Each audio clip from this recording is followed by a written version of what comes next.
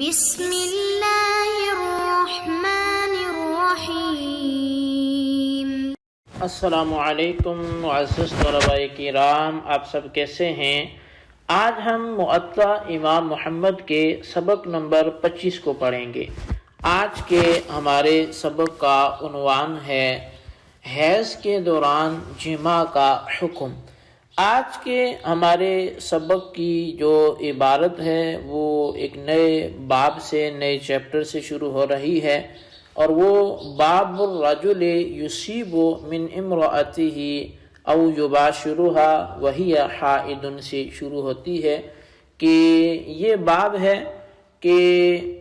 مرد دوران حیض عورت سے مباشرت یا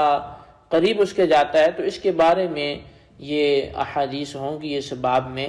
تو اس میں اسی کے متعلق احکامات ہم سمجھیں گے کہ اگر عورت حائضہ ہے تو پھر مرد عورت کی کن جگہوں سے نفع لے سکتا ہے اور کن جگہوں سے اس کے لیے نفع لینا جائز نہیں ہے۔ تو برحال ہم احادیث کی قرات کر کے ان کا ترجمہ کرتے ہیں اور اس کے بعد باقاعدہ توضیح و تشریح کی طرف بڑھتے ہیں۔ امام محمد رحمۃ اللہ تعالی علیہ لکھتے ہیں: اخبرنا مالک اخبرنا نافع ان عبید اللہ ابن عبداللہ ابن عمر ارسل الى عائشة يسألها هل يباشر الرجل امرأته وهي حائض فقالت لتشد ازارها على اسفلها ثم يباشرها ان شاء۔ امام محمد رحمۃ اللہ تعالی علیہ لکھتے ہیں کہ ہمیں امام مالک نے نافع سے خبر دی کہ عبید اللہ بن عبداللہ بن عمر نے کسی کو سیدہ عائشہ صدیقہ رضی اللہ تعالیٰ عنہ کے پاس مسئلہ پوچھنے کے لیے بھیجا کہ ان سے پوچھا جائے کہ کیا مرد اپنی بیوی کے ساتھ حالت حیض میں مباشرت کر سکتا ہے؟ تو اس کے جواب میں حضرت عائشہ صدیقہ رضی اللہ تعالی عنہ فرمانے لگی کہ عورت اپنے ازار بند کو ناف کے نیچے سے باندھ لے، پھر اگر مرد مباشرت کرنا چاہے تو اس کے علاوہ وہ کر سکتا ہے۔ قال محمد وبهذا نأخذ لا بأس بذلك وهو قول ابی حنیفہ والعامة من فقہائنا۔ امام محمد رحمۃ اللہ علیہ حدیث تحریر کرنے کے بعد اپنا نظریہ بیان کرتے ہوئے لکھتے ہیں کہ ہمارا اسی پر عمل ہے اور ایسا کرنے میں کوئی حرج نہیں ہے، اور یہی امام اعظم امام ابو حنیفہ اور عام فقہاء کرام کا قول ہے۔ اخبرنا مالک اخبرنی الثقۃ عندی عن سالم بن عبد اللہ وسلیمان بن یسار انہما سئلا عن الحائض هل يصيبها زوجها اذا رأت الطهر قبل ان تغتسل فقال لا حتى تغتسل۔ امام محمد رحمۃ اللہ علیہ لکھتے ہیں کہ ہمیں امام مالک نے فرمایا کہ ہمیں ایک معتبر اور ثقہ راوی نے خبر دی ہے کہ سالم بن عبداللہ اور سلیمان بن یسار دونوں سے پوچھا گیا کہ کیا آدمی اپنی بیوی سے جماع کر سکتا ہے جبکہ اس کا حیض آ کر ختم ہو گیا ہو لیکن ابھی اس بیوی نے غسل نہ کیا ہو؟ تو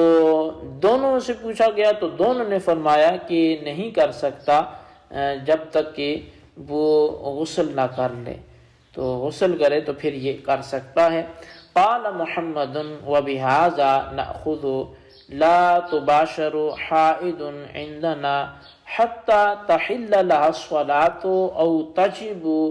علیہا وہو قول ابی حنیفہ رحمہ اللہ۔ امام محمد رحمۃ اللہ علیہ پھر لکھتے ہیں کہ ہمارا بھی یہی مسلک ہے کہ حیض والی عورت کے ساتھ اس وقت تک جماع کرنا درست نہیں ہے جب تک کہ اس کے لیے نماز حلال نہ ہو جائے یا اس پر نماز واجب نہ ہو جائے، اور یہی امام اعظم امام ابو حنیفہ رحمۃ اللہ علیہ کا قول ہے۔ اخبرنا مالک اخبرنا زید بن اسلم ان رجلا سأل النبي صلی اللہ علیہ وسلم ما يحل لي من امرأتي وهي حائض قال تشد عليها ازارها ثم شأنك بأعلاها۔ امام محمد رحمۃ اللہ علیہ لکھتے ہیں کہ ہمیں امام مالک نے زید بن اسلم سے متعلق خبر دی کہ ایک شخص نے رسول اکرم صلی اللہ علیہ وسلم سے پوچھا کہ میرے لیے میری بیوی کے ساتھ حالت حیض میں کیا کرنا حلال ہے، تو آپ علیہ السلام نے فرمایا کہ وہ حیض والی جگہ پر ازار باندھ لے، پھر اس کے اوپر کسی جگہ کو تو استعمال کر سکتا ہے۔ قال محمد ھذا قول ابی حنیفہ وقد جاء ما هو ارخص من ھذا عن عائشہ انہا قالت یجتنب شعار الدم وله ما سوى ذلك۔ امام محمد رحمۃ اللہ علیہ کہتے ہیں کہ یہی قول امام اعظم امام ابو حنیفہ رحمۃ اللہ علیہ کا ہے، اور اس سے بھی زیادہ رخصت والی حدیث بھی موجود ہے کہ جس کی راویہ حضرت عائشہ صدیقہ رضی اللہ تعالیٰ عنہ ہیں، کہ آپ فرماتی ہیں کہ خون آنے والی جگہ سے مرد کو اجتناب کرنا چاہیے، اور اس کے علاوہ ہر جگہ کا استعمال اس کے لیے جائز ہے۔ تو یہ ہماری اس باب سے متعلق جو احادیث تھی وہ یہاں پہ آ کے مکمل ہوئی۔ اب یہاں پر جو قابل توجہ بات ہے اور قابل ذکر بات ہے وہ یہ ہے کہ مذکورہ تمام احادیث اور روایات میں لفظ مباشرت استعمال ہوا ہے، اور اس کے معنی اگرچہ جماع کرنے کے بھی آتے ہیں، لیکن یہاں اس سے جو مراد ہے وہ جسم کو بلا حجاب جسم سے ملانا ہے۔ اب بوسوں کنار اور صدر سے صدر کا لگانا سبھی اس میں داخل ہیں، اس کو مباشرت سے تعبیر کیا جا سکتا ہے۔ حالت حیض میں جو جماع ہے یہ عند الاحناف حرام ہے، ہاں حیض والی عورت سے جماع کے علاوہ باقی جو دل بہلانے کے طریقے ہیں وہ درست ہیں، اور اسی معنی پر وہ روایت بھی محمول ہے کہ جس میں سیدہ طیبہ عائشہ صدیقہ رضی اللہ تعالیٰ عنہ آپ فرماتی ہیں کہ روزے کی حالت میں نبی علیہ السلام نے میرے ساتھ مباشرت فرمائی یا مباشرت فرمایا کرتے تھے۔ اب اس سے بعض لوگوں نے بڑا غلط مطلب نکالا، اور جو الزام نہ سیدہ عائشہ صدیقہ رضی اللہ تعالیٰ عنہ پر جا کے ٹھہرتا ہے بلکہ وہ الزام تو سید دو عالم صلی اللہ علیہ وسلم پر بھی جا کے لگے گا، اور جو ان پر الزام تراشی کرے تو ظاہر ہے وہ پھر مومن کیسا ہوگا، تو ایمان سے ہاتھ دھو بیٹھے گا۔ اس لیے اس روایت کو سمجھنا وہ از حد ضروری ہے کہ حضرت عائشہ صدیقہ رضی اللہ تعالیٰ عنہ نے جو فرمایا کہ حضور علیہ السلام میرے ساتھ رمضان میں یا روزے کی حالت میں مباشرت فرمایا کرتے تھے، تو اس سے جماع مراد نہیں ہے، بلکہ مباشرت کے جو معنی بھی ذکر ہوئے جو بیان کیے گئے کہ بلا حجاب جسم سے جسم ملا دینا۔ اب وہ بوسو کنار کے ذریعے بھی ہو سکتا ہے، وہ صدر اور صدر کے ملانے سے بھی ہو سکتا ہے، تو جماع کو مباشرت مستلزم نہیں ہے، اور وہاں یہی معنی لزومی طور پر انہی کو وہاں پہ تسلیم کیا جائے گا۔ البتہ اب یہاں کچھ ضروری مسائل جو ہیں اس باب سے متعلقہ میں وہ ذکر کروں گا کہ حالت حیض میں اپنی عورت سے جماع کرنا حرام اور اس کی حلت کا قائل ہونا یہ دائرہ اسلام سے بندے کو خارج کرتا ہے، کیونکہ اگر کوئی شخص اس دوران حلت کا قائل ہو تو وہ تو نص قطعی کا خلاف کر رہا ہے یا نص قطعی کا انکار کر رہا ہے کہ قرآن کہتا ہے فَاعْتَزِلُوا النِّسَاءَ فِي الْمَحِيضِ وَلَا تَقْرَبُوهُنَّ حَتَّى يَطْهُرْنَ، تو وہ تو اس کا منکر ہو گیا، پھر اس لیے اس کا جو منکر ہے وہ دائرہ اسلام سے خارج ہے۔ ہاں اگر غلبہ شہوت کی وجہ سے وہ جمع کر بیٹھا، یعنی اس کا منکر نہیں ہے، وہ حرمت کا قائل ہے، صرف یہ کہ غلبہ شہوت کی وجہ سے جمع کر بیٹھا، تو ایسے بندے پر پھر توبہ وہ لازم ہوگی، فرض ہوگی۔ اور اس غلطی کا ایک ازالے کی جو استحبابی صورت ہے یا استحبابی طریقہ ہے وہ یہ بھی ہے کہ اگر ابتدائی ایام حیض میں یہ غلطی ہوئی ہے جبکہ خون حیض اپنی اصلی حالت میں یعنی سرخ تھا، تو پھر 1 دینار یا اس کے برابر صدقہ بھی کرے، یعنی توبہ تو ہوگی اور ساتھ یہ بھی کرے، ورنہ نصف دینار وہ خیرات کر دے۔ اب یاد رہے کہ یہاں پر یہ چیز جو ہے وہ ذہن میں رکھیں کہ جس روایت میں سیدہ عائشہ صدیقہ رضی اللہ تعالیٰ عنہ سے یہ مذکور ہے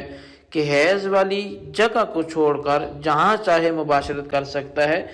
یہ نفس جواز کے لیے ہے، لیکن احتیاط پھر بھی اس میں ہے کہ ناف کے نیچے سے گھٹنے تک جو ہے وہ اجتناب کرے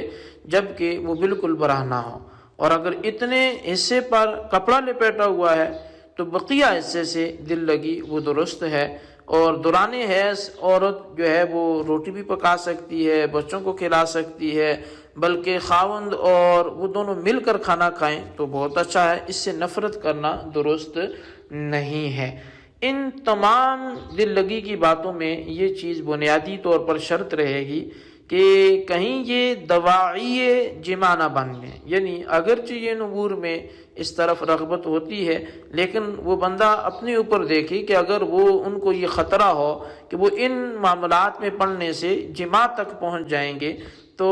پھر ان کے لیے ان چیزوں سے بھی بچنا وہ ضروری ہوگا۔ البتہ حیض کے جو ایام ہیں وہ کم از کم جو اس کی مدت ہے وہ 3 دن ہوتی ہے، 3 دن 3 رات، اور زیادہ سے زیادہ حیض 10 دن 10 راتوں تک آ سکتا ہے۔ اگر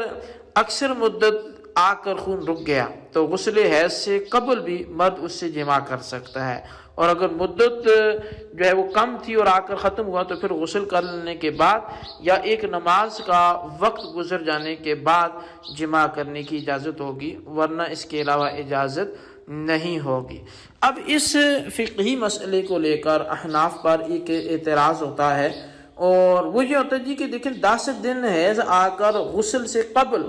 جو ہے وہ احناف جمع کو جائز قرار دے رہے ہیں، یعنی 10 دن پر جب حیض ختم ہو تو عند الاحناف یہی مسئلہ ہے کہ غسل کے بغیر بھی جمع جائز ہے، حالانکہ حدیث پاک میں تو ہے کہ حتی تغتسل، کہ یہاں تک کہ وہ غسل کر لے۔ اب اس کے الفاظ تو اجازت نہیں دیتے جمع کی یہاں تک کہ عورت غسل سے فارغ نہ ہو جائے، تو احناف تو اس کے برعکس مسئلہ بتاتے ہیں، تو یہ کیسے مطلب درست ہو سکتا ہے، یا احناف کا دفاع پھر کیسے ہو سکتا ہے؟ تو اس حوالے سے یہ ہے کہ قرآن کریم میں اس کے لیے حتی یطہرن کا لفظ مذکور ہے، اور یطہرن طہارت اور تطہیر جو ہے یہ دونوں سے مشتق کر کے 2 قراتوں میں پڑھا گیا ہے۔ تو اول ذکر کا جو معنی ہے وہ پاک ہونا ہے، اور دوسرے کا معنی خوب پاک ہونا ہے جو تطہیر سے ہے، لہٰذا طہارت خفیفہ یہ ہوئی کہ 10 دن مکمل خون آنے کے بعد عورت خون سے نکل آئی، اور طہارت شدیدہ یہ ہے کہ وہ غسل کر کے دونوں میں سے پہلی مرتبہ قرات پر عمل کرتے ہوئے احناف نے 10 دن مکمل حیض کے بعد غسل کرنے سے قبل جمع کی اجازت دی، لہٰذا یہ حدیث پاک کے خلاف بالکل بھی نہیں ہے۔ البتہ اگر 10 دن سے قبل اس کا حیض آ کے رک جاتا ہے اور پھر اس پر احناف بھی بالکل اجازت نہیں دیں گے یہاں تک کہ وہ غسل کر لے یا پھر اس پر ایک نماز کا وقت گزر جائے، پھر جمع جائز ہوگا ورنہ جائز نہیں ہوگا۔ تو بہرحال یہ حیض کے دوران مرد کا عورت سے کتنا قرب ہو سکتا ہے اور کتنی اسے احتیاط کرنی چاہیے، اس حوالے سے یہ ہمارا باب تھا جو اپنے اختتام کو پہنچا۔ کچھ فقہی مسائل بھی اس میں بیان ہوئے، وہ بھی آپ نے سنے۔ تو جو بھی بیان ہوا اس کے خلاصتاً آپ اپنے رجسٹر پر ضرور لکھا کریں، اور بالخصوص آپ ان سوالات کے جوابات بھی دیں۔ سوال نمبر 1 یہ ہے کہ دوران حیض زوج اپنی زوجہ سے کس حد تک نفع لے سکتا ہے، تحریر کریں۔ اور سوال نمبر 2 یہ ہے کہ کیا حیض سے فراغت کے بعد عورت غسل کرے گی تو جماع جائز ہوگا یا بغیر غسل کے بھی ہو سکتا ہے؟ احناف کیا کہتے ہیں؟ اللہ تبارک و تعالیٰ سے دعا ہے جو کچھ ہم نے پڑھا سنا اسے یاد رکھنے کی توفیق نصیب فرمائے۔ آمین بجاہ نبی الامین صلی اللہ علیہ وسلم۔